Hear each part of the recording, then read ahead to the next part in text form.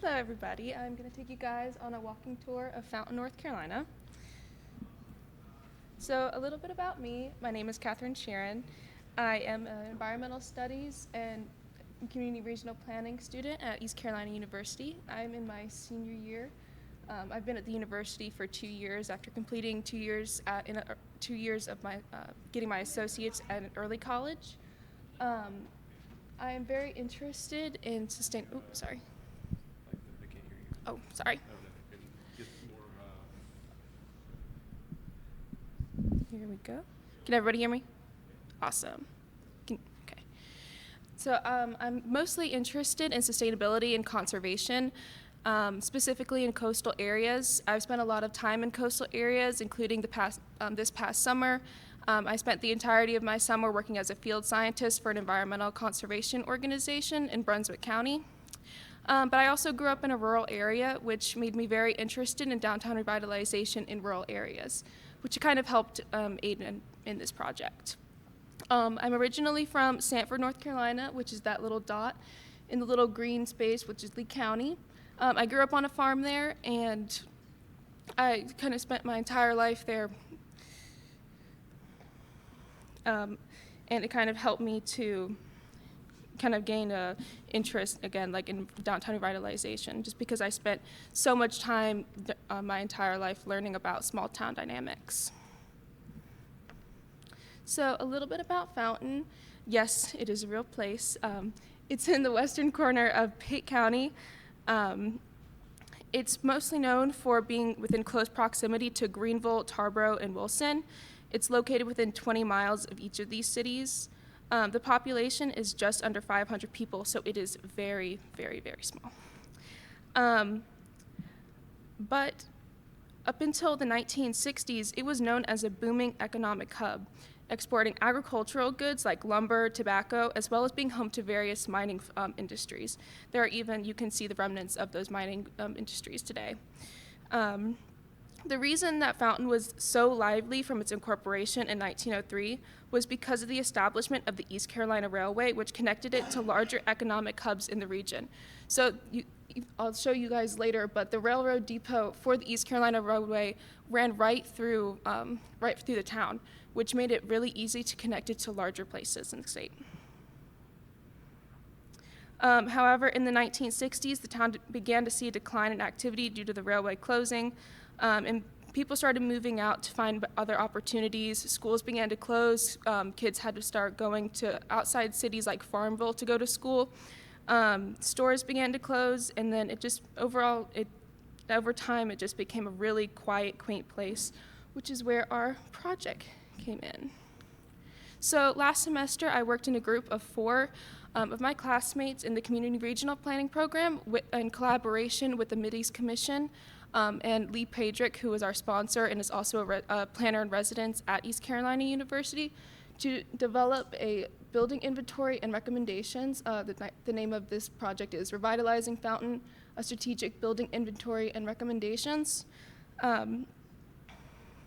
We were provided the project by Mr. Padrick. I've worked with Mr. Padrick before. He was my Sustainable Cities professor, and he is wonderful. He helped us out a lot during the time that we were completing the project.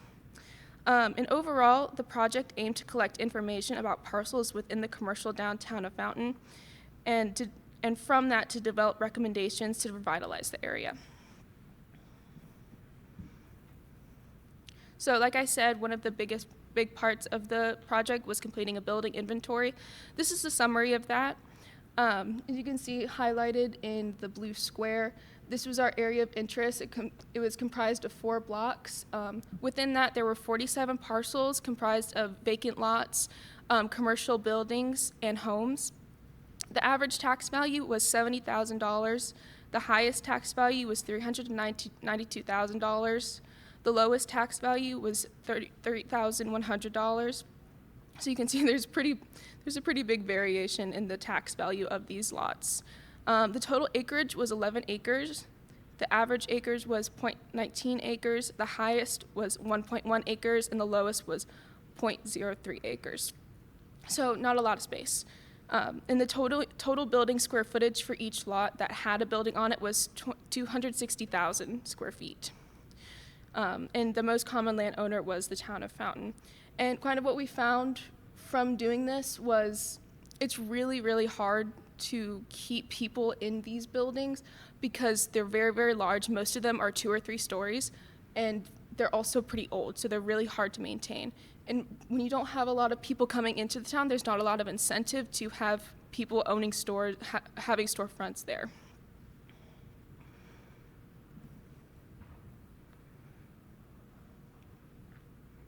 So why make a walking tour? Using walking tours boost local economies and promote social connections within rural communities. So walking tours have a lot of economic and social benefits. They're really easy and cost-effective way to promote community engagement. Walking tours can encourage locals to get out and walk around in their communities, and they can also encourage people to stop in the town, so tourism comes from a lot of these walking tours. This helps to generate more money to be spent locally, which helps keep downtowns alive. Walking tours can also help encourage people to socialize more. People from out of the town will are more encouraged to socialize with locals. Locals, will be more encouraged to socialize with each other. And it just creates a better sense of community. There are also health benefits associated with walking tours. Encouraging people to get out and walk around kind of helps with both mental and physical health. There's a lot of data that shows that getting out and walking around community has a lot of health benefits.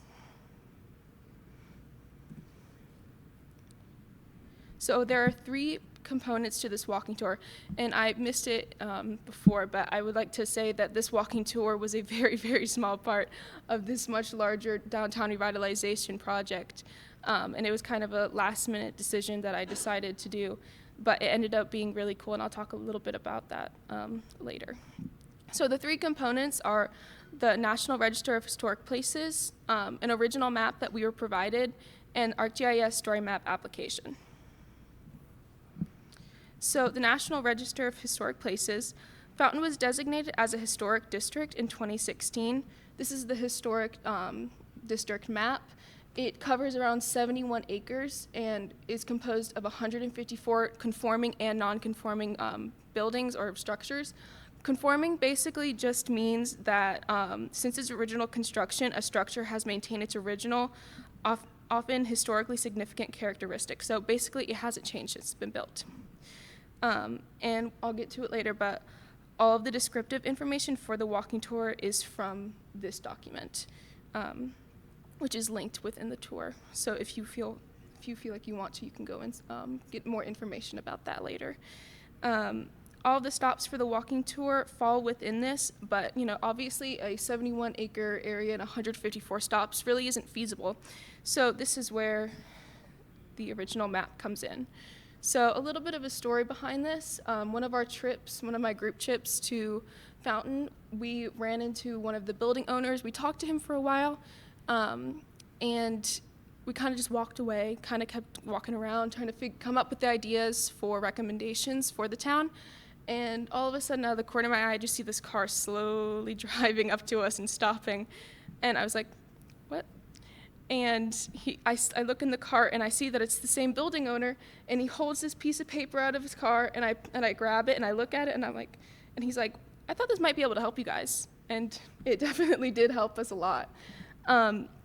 So this is the original walking tour of Fountain. It was created and led in 2003 in honor of the centennial celebration, so 100 years of Fountain being incorporated in 2003. It was led by locals Jim Ellis and Alex Albright. Alex Albright is a name that will come up later. And it kind of showed the history of the town and really highlighted some pretty cool places to be able to kind of show some of the things that Fountain was known for. So this is the original map. So this was a double-sided paper. This is the other side of the map. This original map featured over 40 stops within the town's historic district. They each had a little bit of description. And one of the most difficult parts of making this walking tour was figuring out exactly which stop correlated with the historic district designation, because some of these stops don't exist anymore, and some of them have different names. So why story map? Two main reasons. They're really easy to navigate. Most people who can navigate just a regular website could probably also navigate a story map. And two, they're really aesthetically pleasing. So now I can open up a walking tour. So this is the walking tour, and it just starts out, the title of it, a little description, and kind of some attribution to the original one. This tour was originally developed in 2003 and led by local residents Jim Ellis and Alex Albright for their centennial celebration of the town. This updated version of the tour can be used as either a self-guided or virtual tour of the town. And then I also included historical background like you saw on the original map. It was just a little bit more updated, kind of incorporated more things about the agricultural exports and some of the physical characteristics of a lot of the architecture in the town. I'll just slowly go with that. And then, of course, I included pictures of the original walking tour.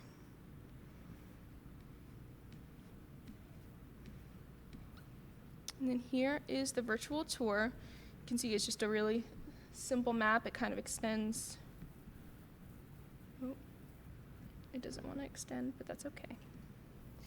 But you can, one of the main things that you'll see that's different from this map and the original map is the starting point. This is mostly because, this first starting point right here, it doesn't exist anymore. I spent so much time trying to find any proof of its existence, and I could not find anything. And also, the RA Fountain Store is owned by Alex Albright, who was one of the original leaders of this walking tour. So kind of giving some homage to him and kind of acknowledging his part in making this. And I also included links if there's still a store kind of connected with the building or any kind of other organization connected with the building. So I'll just slowly go through, and you'll see the map moving, the little points on the map moving as I scroll. And you can also open it up, look at the buildings, zoom in. The idea behind this was to be very user-friendly for people who probably don't have much familiarity with the GIS, but can still use it in a fun way.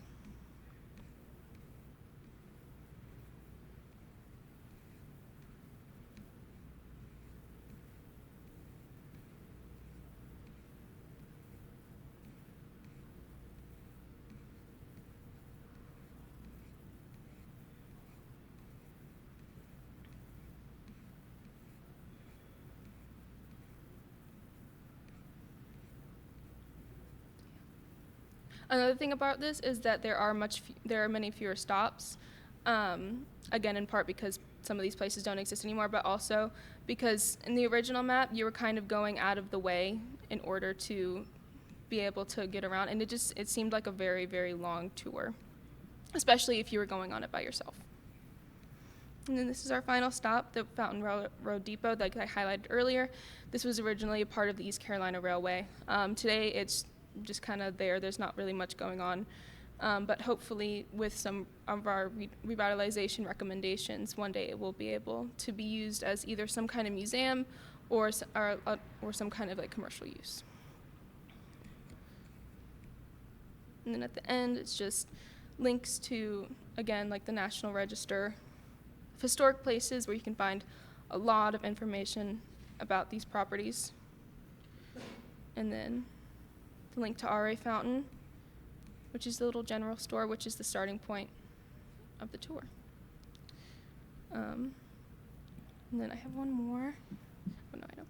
This is kind of just the flattened version of that tour, just so you can kind of see it all at once. You can see the different, where you're supposed to start out. Number one is over here, and then you go kind of around and up and around, where you end up at the railroad depot right across from RA Fountain.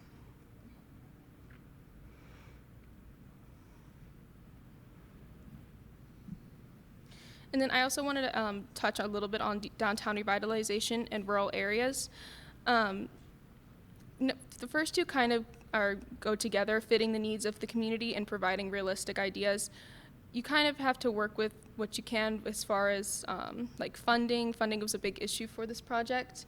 And recommending them things that they can actually accomplish with the aids of their own budget and grants. And the third thing is creativity is a must, being creative in your recommendations.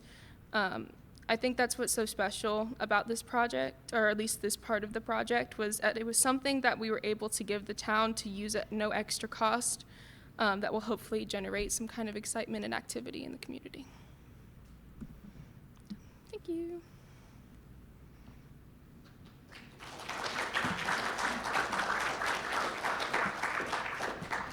Yes. Yes. So, is there, you have the QR code there for us to look at? Oh, sorry. It wasn't working earlier, so I just kind of skipped over it. It works. Oh, good. Okay. It must just be my phone then. Right. But I guess the question that I have is, are y'all going to place those QR codes in Fountain so that people that I'm not sure. I haven't heard anything since we presented and gave this project to the Mideast Commission, who gave it to the town of Fountain, the mayor pro tem. Right now, I'm not sure if they have a new mayor now, but at the time of this project, we turned in this project, there was no mayor. So the mayor pro tem did come to our presentation, and it was kind of the lead on working with us. As far as I know, there hasn't been anything, but I think that would be a great idea, and I will definitely think about telling Mr. Patrick about that. So thank you. Yes. Where is the story map being posted right now? What do you mean? It's just kind of on ArcGIS story maps. I gave them the link and I gave them the QR code. Right now they have access to it so that they can copy that QR code and they can copy that link to be able to distribute it. The university, is that on the university's Yes. channel? Yes. Yes. Earlier in your presentation, you showed us sort of a site of interest, and you had some building inventories. Were those buildings in that site part of the walking tour? Yes, they were. Yes. On the 2003 flyer, it talked about you could get a video on VHS. Yes. Were you able to locate I was not. the video? I wish. That would have been great.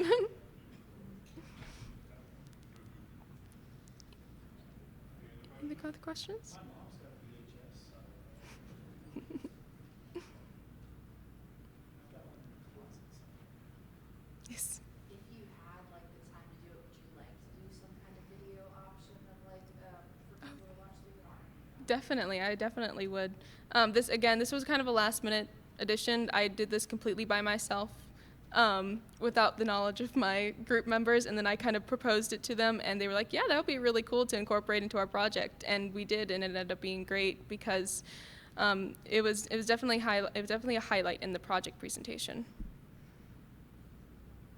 Yes. How did you choose Fountain? We were given the project. So in the community regional planning program at ECU, we take two capstone classes, one being studio and one being practicum. Studio is a group-based project class, so we are put into groups.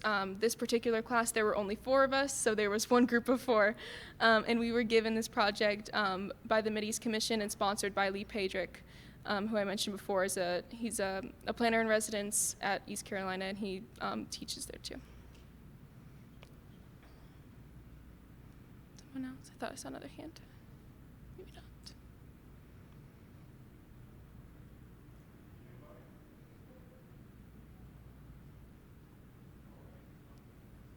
Thank you for your presentation. Thank you.